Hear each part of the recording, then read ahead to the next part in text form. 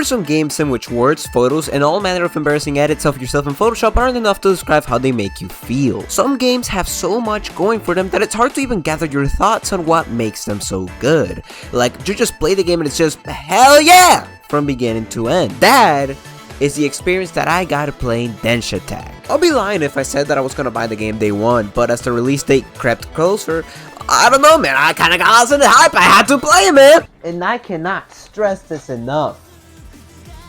Denshattack is so goddamn good!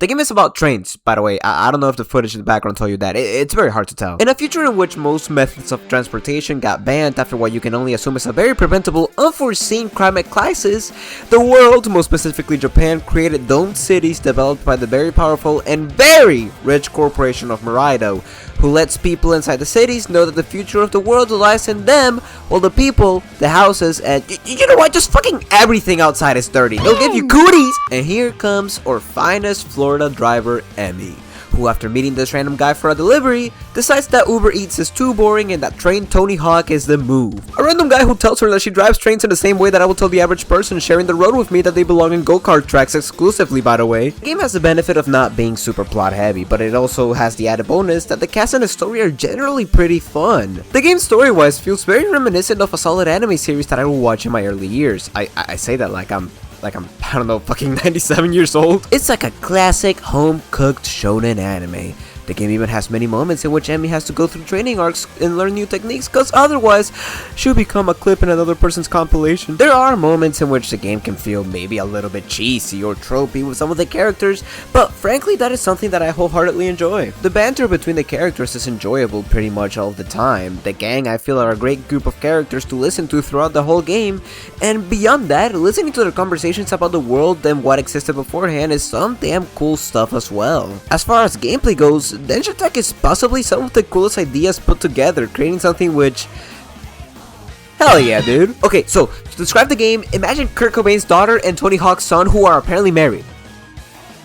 But actually forget about them and imagine if the marriage was Tony Hawk and Jet Set Radio instead, with the wedding being officiated by Sonic the Hedgehog. In the game, you go around stages trying to get through to the end by navigating your train through roads that would probably get 50 videos done by YouTubers exploring abandoned buildings. Gang, I get that this turf might be considered your home, but I don't think the HOA is gonna like this one at all. Now, when I first caught wind of the game, my biggest question was how they would manage to make a game in which you technically go in a straight line exciting.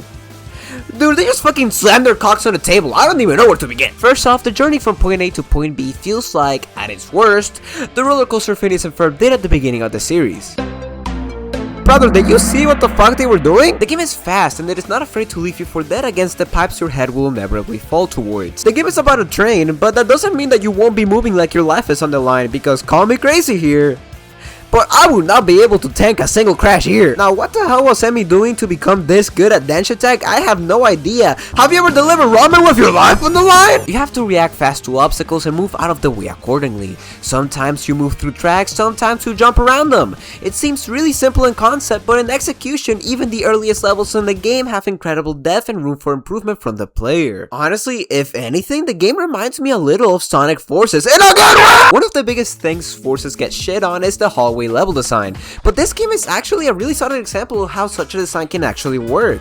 Levels can be straight, yeah, but that just means that you have to create other areas in which the player can interact with the world. The game, most importantly, is not automated. You have to be mindful of your position and where the tracks are heading, because if you try jumping to pull any sort of tricks at an inappropriate time, brother, you're getting sent to Christ. This is already a very strong base for the game, but as the game goes on, the player will start gaining more abilities in every chapter to add more complexity to what the levels can offer. What starts as basic jumping and rail switching quickly evolves into things like wall rides, rail grinding, segments in which you can just ignore the track completely, monorail riding. The game keeps finding something new, something fresh, but more than that, it always finds something fun to do. What ties everything together though is the scoring aspect of the game. Scoring is a heavy part of the game. Each stage is ranked, you're constantly seeing your scores, and on top of certain levels requiring a specific score threshold to even beat, scoring and combos are legitimate important parts to being on your A game. Yes,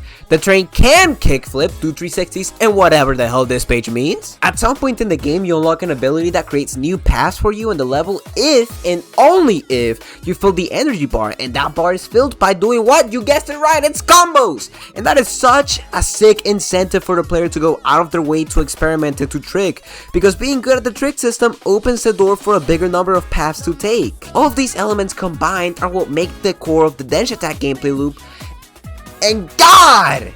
Does it feel so good. Going through every stage, trying to chain abilities together and squeezing combos wherever I'm given the chance to, it's just great. It's the game at its best, a constant battle to do as much shit as possible between you and the game. Now of course it does also mean that if aiming for high scores and stringing combos isn't your cup of tea, then the game might not be the best for you. The game is great and the levels are great too, but the truth is that for the game to be at its best, you do kind of have to put in the effort by engaging with the combo system, which could definitely affect someone's enjoyment of the game if that's not the thing that they're looking for. And on top of all of that, you get the levels, which are an absolute delight. So many levels introduce and play around with already established mechanics to create experiences that from one level to the next feel almost nothing alike. In the first chapter of the game, you have levels in which you ride a Ferris wheel and go inside a volcano.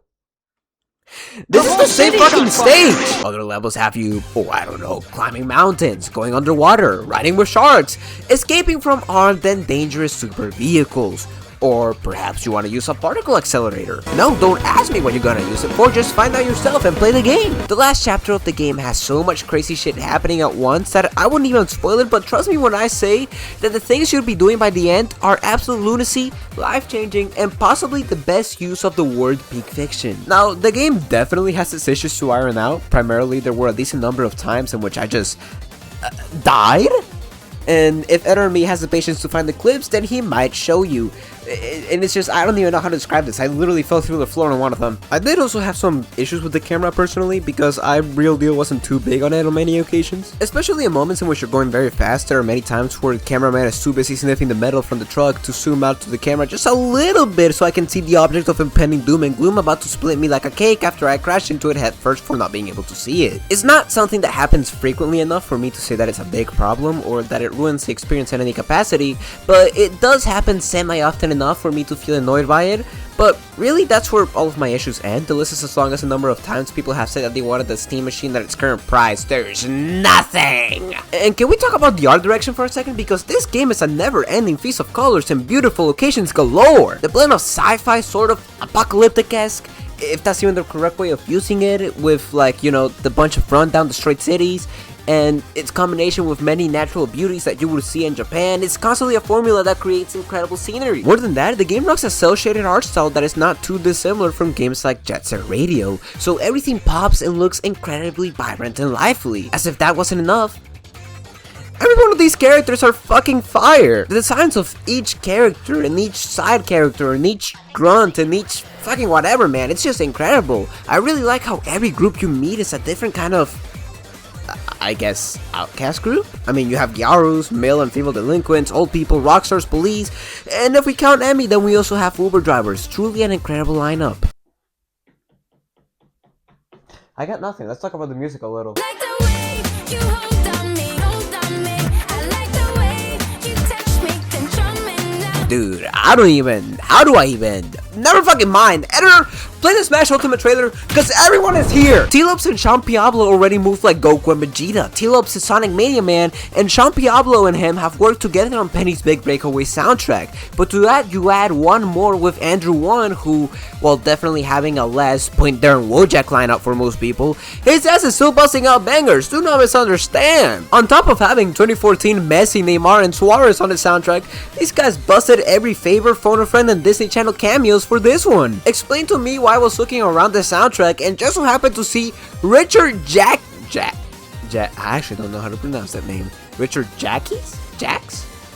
Whatever. Of Sonic R fame in here too! Shoji Meguro and Lotus Juice of Persona fame? Prime Avengers don't even got a lineup this goated, and that says a lot. They had Hawkeye in there. I am an incredible fan of Bomb Rush Cyberfunk, and these guys got my boy 2Mello on the booth as well?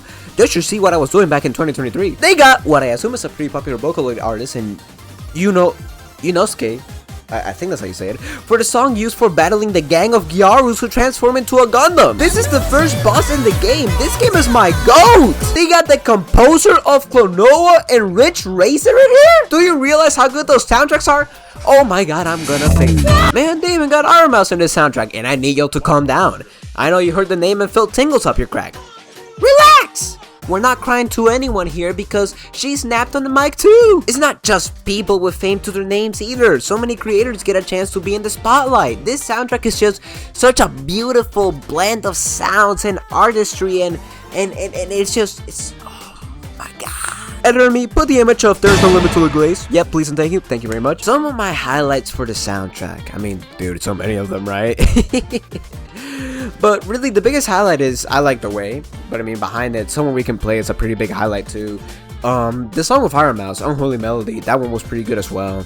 I mean, really, the entire track list deserves your attention. If nothing else, play this game for the soundtrack, please. It felt like a never-ending stream of joy. I say this a lot in my videos when describing soundtracks, but really, I think this is the best place in which I can say it because this game really does have an incredibly varied soundtrack. The combination of the many artists creates a space in which so many different styles of artistry are born to create something which nearly everyone can get a highlight from. If you like Sonic music, you're getting something. Jet Set Radio music, you're getting something. There's such a wide range to choose from that serves perfectly as the final piece that completes the package of Denshattack as some of the purest, most fascinating, passionate projects that I've seen in the indie scene in a hot minute. It goes from banger to a fucking J-Rock anime-esque opening, man. What the fuck more do you want from me? If you want to play the game, it's on every platform, I believe, and only for 20 bucks, so go buy the game because it's the game of the year. And if you disagree, argue with the wall because I ain't hearing nothing! Well, that's all the time that I have for today. I'm just another stranger man on the internet, but hey, just call me Sudo.